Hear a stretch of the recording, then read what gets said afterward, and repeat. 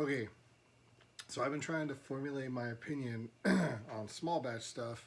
I know I've kind of mentioned it in a couple of last videos, kind of my opinion on it. Well, I think I'm trying to really narrow down what I think of it and how I'm gonna approach small batches in the future. Hopefully, this, me going through my thoughts helps you a little bit in what you think about small batch. Um, because I've been really trying to really come up with like my own opinion on it versus you know buying into like the hype or the hysteria or the what the gotta get on it sort of craze because it's small batch and it's only this many and then maybe never anymore. So I got some opinions, um, so I'm gonna go through those. First off, I was smoking my little, well, not little, it's actually really big for me. It's a Radice um, silk cut, I believe, billiard. Um, yeah, silk cut billiard. So it's a pretty, I mean, for me, this is about the biggest pipe that I'm going to have for the most part. I don't know exactly what it weighs. It's probably in like the 60-ish grams, and I like to stay kind of in like the 35 to 50. So, but I really like the spiral shank going into the stem and really nice sandblast. I mean, it's a really nice pipe. There is some kind of fills and flaws on it and things like that, but or I don't know about fills, but there's some things that aren't perfect. I don't care. That's fine. So, small batch. First of all, I'm going to say that I do not um, begrudge anybody who loves small batch. I don't begrudge anybody who makes small batch, who produces them, anything like that, markets them. Um, I think that they have, if done for the right reasons, I think that small batch can be a really interesting thing to do. I've kind of mentioned this in the past where I do kind of like the small batch where it's like there's maybe a specific varietal of tobacco that maybe a blender wants to showcase, but there's just not enough of it produced in the world, or maybe it's only produced by one farm. Sensapulcro by Cornell and Deal is a good, um, for me, it seems like that's a pretty good example of, it's only produced in Italy and I think maybe only in a couple small farms. I don't know that much about it, but, it's not something that's like uh, probably readily available enough to make a long standing blend out of. I don't know, maybe it is, and I don't know, maybe I don't know that much about it, but something like that, or like when if there's like some real special barrel of Perique that that they've forgotten to sell or somewhere and it's 20 years old, maybe something like that. That's kind of cool to showcase that because it's not really something that you want to like put in with a bunch of other stuff. It's kind of more special. It might have some different characteristics. It might um, you know just be a little bit more special. You want to sort of showcase that in a different way. I like that. um, am I going to chase it? No, I'm not going to chase it. I think that the title of this video is probably going to be something along the lines of like small batch versus rare or hard to find blends. Because that's kind of what I want to talk about small batch in the context of. Because I've been kind of viewing small batch in the same way that I view like hard to find blends. Um, but the difference is to me is like that Santa Pocro is only like theoretically only available once ever. Maybe they'll do another run next year. Maybe they'll do another run in 10 years. Maybe they'll never do another run at all. I don't know. But, um, I mean, you could always say, like, yo, well, McClellan went out of business. And so, I mean, what about them? I get that. Like, we're going to leave going out of business or shutting down sort of out of the conversation because we just never know when or if or how that's going to happen. So, for the sake of this conversation, I'm just thinking that basically, you know, they're gonna be available, or they're gonna be operating, you know, during my smoking lifetime. So there is one exception on small batch, that I will have, that I won't necessarily chase, but I'll definitely buy. And I don't know if I'll buy like a ton of it, but I will buy like a decent amount, and that's the Carolina Red Flake. As long as it has Perique, I can't really say that. If it has Perique, I will definitely get it. If it doesn't, then I don't know, maybe so much. But the reason for that is a little bit different. I'm not buying the Carolina Red Flake for now. I'm buying the Carolina Red Flake for like 20 years. I've actually never, well, no, I did open one tin. I don't remember what year it was, but I did open a tin, and I smoked it. And that's kind of what made me think this is something that, you know, that it seems like they're going to do every year, or maybe they'll skip a year or two here and there. But if it's with that enough regularity where it's like every year, every other year, maybe they skip a couple years, it's something that, as long as the components are things that I'm interested in, I'm going to buy it. Probably not less than 5 tins. I would say no more than 10. And I know if you like, you know, you could go to this website and you could buy this many. You could go to that website, buy this many. You could buy that. I'm not going to do that. I don't want to hop a bunch of websites and, you know, get up to 20, 30, 40 tins. For me, it's one of those things where if I can buy like 5 tins a year and keep them for 20 years or 30 years or whatever, I think that'd be really special. And for me, that's kind of like something that I'd be interested in.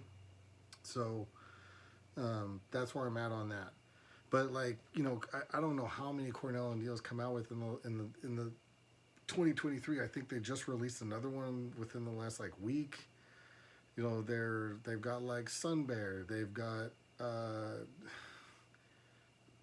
I don't even know. There's a bunch of them, and I just don't really pay that much attention to them because, frankly, they don't really interest me that much.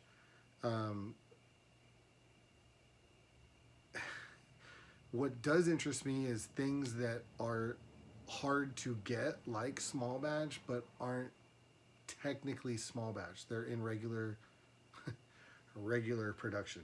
So I kind of want to talk about that, and I want to give my opinions and thoughts on it so that maybe it gives people maybe something else to hunt for. For me, I would rather hunt for other things. I would rather hunt for Dunbar. I would rather hunt for Long Golden Flake. I have a few things out here just because, you know, I feel like people like to see it. And I'm not, this isn't a flex. I'm not trying to show off. I'm just trying to show someone, so it's not just, you know, some dude sitting here talking to the camera.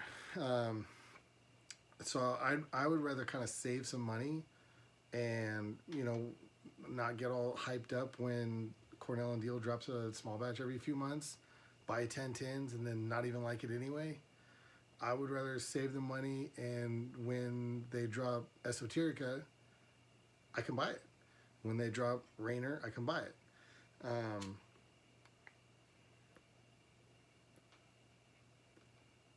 And, you know, I wouldn't, if I bought, you know, every small batch came out, it wouldn't be like, you know, that, you know, I'd still be able to buy the things that I want to buy when they come up.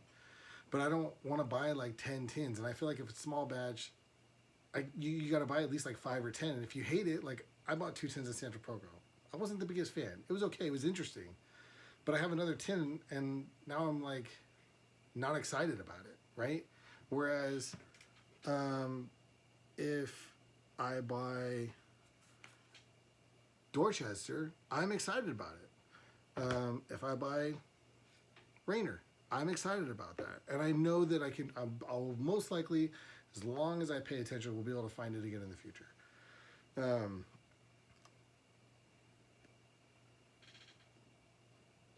I do have one exception to that.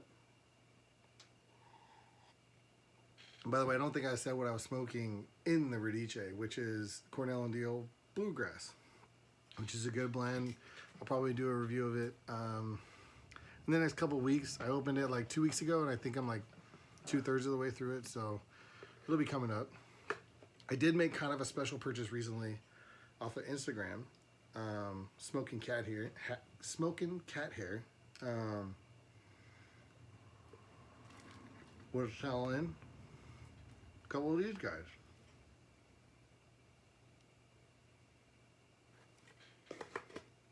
So you got McRaes Red Flake, and then McRaes Red Ribbon.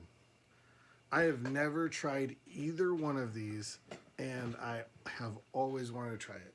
Never bought it when I was younger. Just one of those things where it's kind of like you always thought it was going to be available, and then, other things would come up, and then it kind of like just never really happened. But, now they're just, they're hard to find. The Red Flake is from 2012, and the Red Ribbon is from 2006. So, and overpaid. I paid a lot for them. I think they were like 60, 70 bucks per tin, which is a lot. But the last time I bought Dorchester, it was like 35. So for me, I'm like, to get a tin of tobacco that's already got 17 years of age on it, that you can't get anymore, that I've really wanted to get. I told myself, a year ago that if I ever saw these available for under $100, I would buy at least one tin of each. And they were available, and so there you go.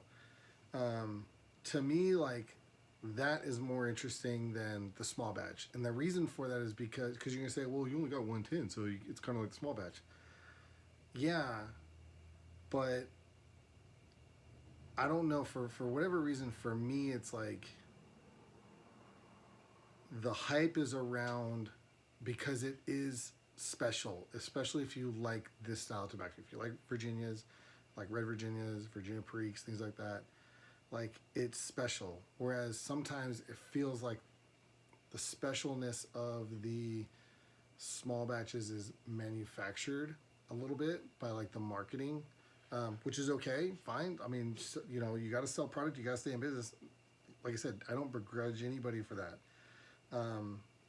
But, and I don't know, I mean, I might hate the Red Flake, but that's fine for me. Like, I'm okay with it. I'm okay with hating it because it's something I've really, really wanted to try. I don't find myself really, really, really wanting to try a lot of small batches. If I really, really like the Red Flake and say I never have it again, I don't know why, but for whatever reason, I'm okay with that.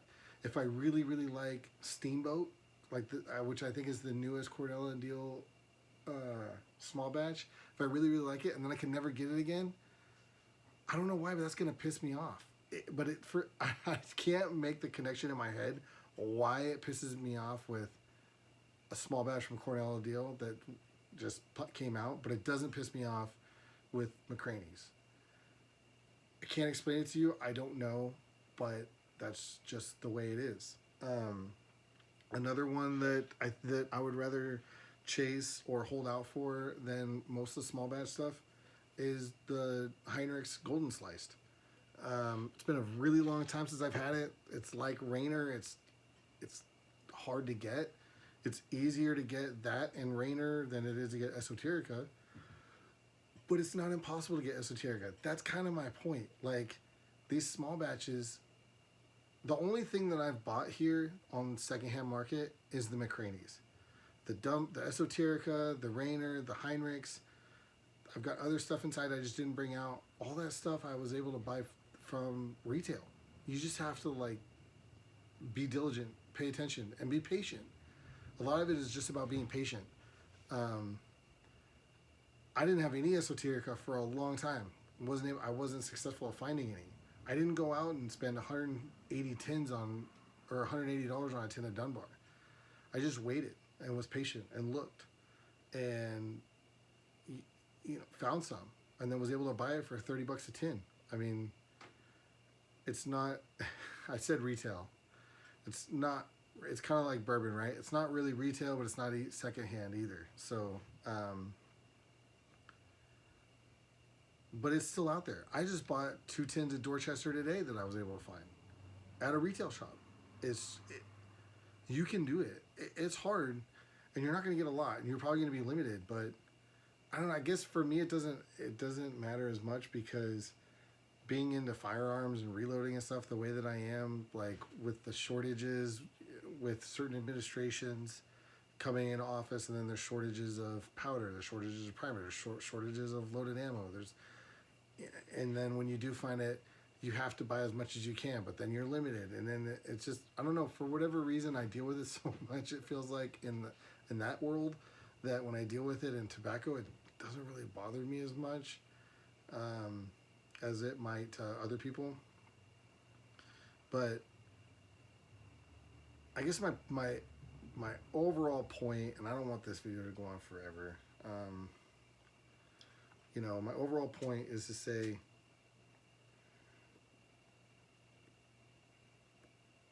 if you're the guy that's buying small batches because you don't want to hold out for like the stuff that's not produced a lot, the Germain stuff, the Esoterica stuff, the Rainer, the Heinrichs, whatever. If you're buying small batches,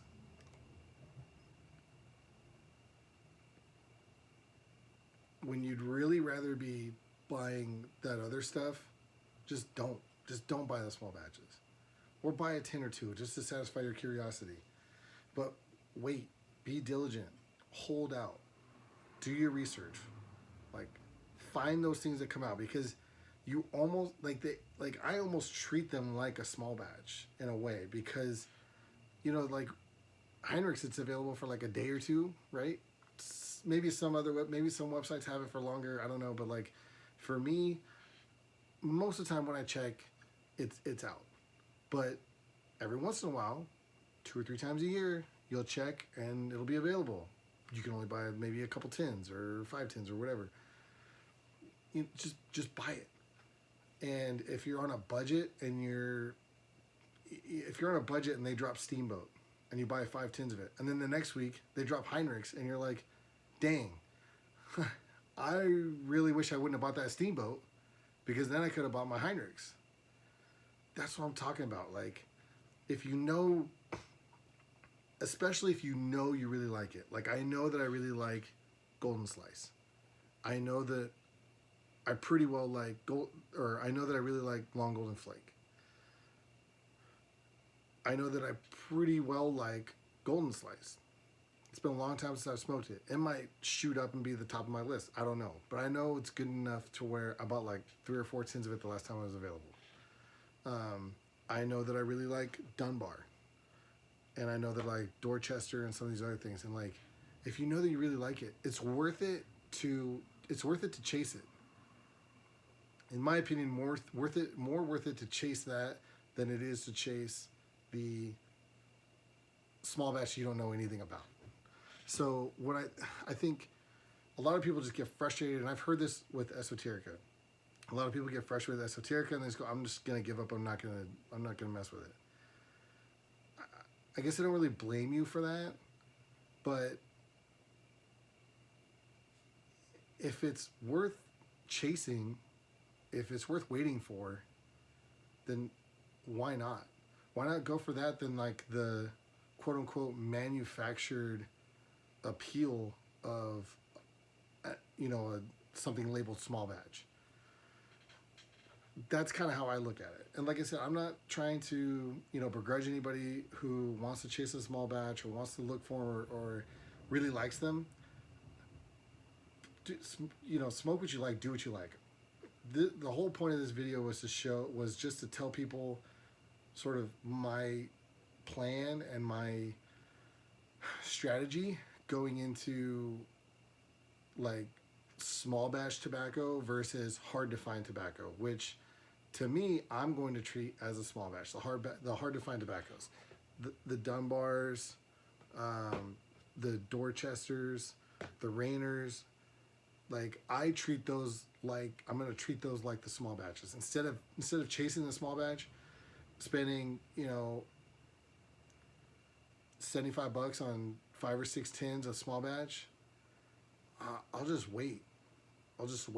And I'll save the money, and then when Rainer pops, I can buy 10 tins or 5 tins or 8 tins or whatever of Long Golden Flake, and I know it's gonna be really good, and I know that it's gonna age well. I think the longest age stuff that I've ever smoked, a Rainer, was like 15 years old. It was amazing. So I'm okay with having 10 pounds of it. I don't need to buy it every week. I just need to buy it 2 times a year.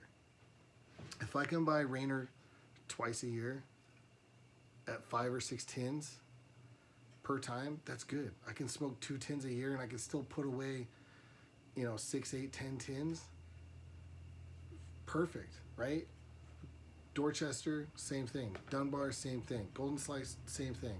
If I can buy 2 tins of Dorchester a year, or if I can buy Dorchester twice a year at 2 tins per year or 2 tins per time, that's fine.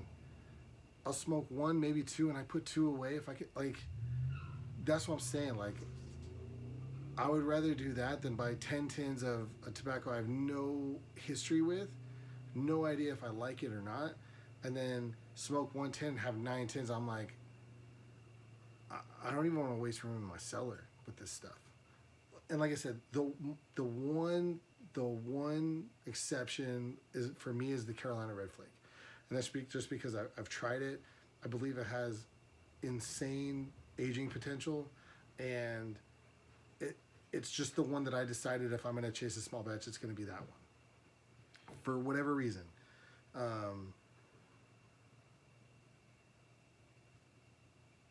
That's just kind of where I'm at. I hope I didn't piss people off. I mean, I hope I didn't piss people off with the video or my opinions. Like I said, that's not my intention. My intention is simply to voice my opinion. Maybe you're wrestling with the same issues and you don't really know what to do. Maybe this helps you out. Maybe it makes it more complicated for you. I don't know. It's also to give people a little bit of encouragement, because I hear a lot of people getting upset that they can't ever get esoterica. They've never been able to fight it. They've never been able to smoke it, and they're just giving up. Don't do that. Just be patient and be diligent, and it will pay off. It will pay off. I mean, you just gotta just keep trying. It's either way, it's gonna be worth it. If you hate it, it's worth it, right? If you love it, it's worth it. Just to get a 1 tin, you can view it like the same way that I view the McRaes, right? Where it's like, it's just something that I have to try before I die. Okay, I don't know if anyone can argue with that. However, if you're telling me that I have to try Sun Bear before I die, maybe because it's new and it didn't come out 10 years ago, I don't buy that. I just have a hard time. I have a much harder time buying that.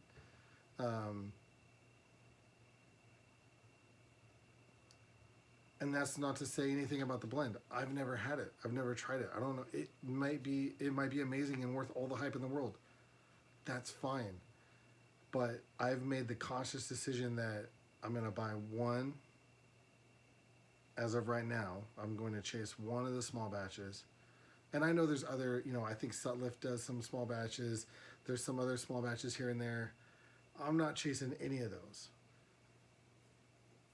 I'm going to view Rainer, Esoterica, Heinrichs, in some way McConnell and Astley's you can put in this same thing. Solani 633 that I just reviewed. Any of these things that aren't just available all the time on smoking pipes or tobacco pipes or Four Noggins or any of these other sites, any of these things that just aren't available all the time, if I really like them, that's what I'm going to treat as my small batch. I'm going to treat them like it's a small batch and they do a drop 2 or 3 times a year, and I'm going to be ready. I'm not going to spend $200 on Steamboat and then the next week have an Esoterica drop, and now I'm like stretching myself out because I'm dropping $200 on Esoterica, and then the following week having Rainer drop or something. I don't know what, whatever. I'm going to be patient. I'm going to wait for the blends that I like, and I'm going to treat those as my small batch. If you disagree with any of this, I would love to hear your comment down below. Obviously, please keep it civil. I'm not trying to call anybody out. If you don't want to keep it civil and you want to, tell me what you really think and not sugarcoat it, that's fine too. Free country, do what you like. I'm not gonna delete any comments or anything like that. It's, it is what it is. Most people are gonna, understand and whatever. I might be too worried about this, but my opinion. I think sometimes the pipe community on YouTube is overly nice, and if you have like sort of a different opinion, they can kind of come for you in a different way. That's probably, I'm not saying that's going to come here. I'm not trying to make myself a martyr. But I do kind of feel like the pipe community needs, like, not necessarily a bad guy, but just a guy that maybe has a different perspective. And I feel like I have a different perspective than a lot of other people on YouTube. Everyone, whenever the new small batch drops, it's like, my freaking YouTube thing is just full of, like the next day, oh, look at this, oh, it's brand new, oh, they shipped it to, and I'm like, I don't care. Like, I just don't care. I have no interest in that. I have no interest in chasing that. It feels weird. It feels fake. It feels manufactured marketing. I know this is great. I know this is great. I don't need people to convince me that this is great. I don't need a reason or a marketing employee to chase that. So when I feel like I'm being fed, like force fed, like, this is so special because it's this, it just kind of gives me the willies a little bit. I think that's one of the big reasons why I'm just not gonna chase it. Will I ever buy a small batch? Yeah, I probably will. I'll probably buy a tin of it here or there, whatever. Maybe it's interesting. Maybe it has some components that I'm interested in. Whatever. Not saying I'll never buy a small batch. I'm just not gonna chase them. Leave your comments down below. I'd love to hear your opinions. Sorry, I know I said I wasn't gonna let this go on too long. We're just, we're all smoking a pipe anyway. So you can always, you could have always stopped watching whenever you wanted. So it's longer. Sorry. Hopefully you enjoyed it. Stay vigilant. Stay diligent. Stay patient. Be ready. When they drop, you got to be ready. You can't mess around. You got to be ready. All right? Adios.